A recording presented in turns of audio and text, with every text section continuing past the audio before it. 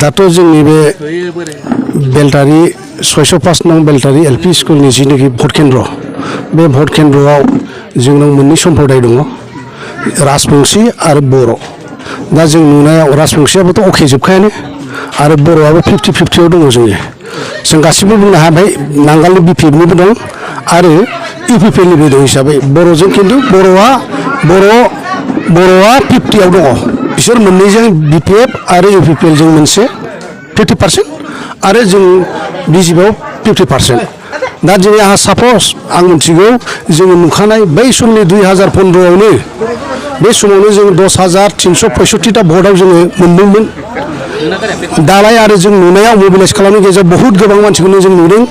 दा जोङो देरहागोना रोखा आरो जोङो साफ्रोमबो बेलटारि गामिनि फ्रायानो 50%आ जों राजिब ब्रह्मनो पदक बिबाराव भट होनानै जों देरहाहोनाय बेखौ थांखि लानानै दङ।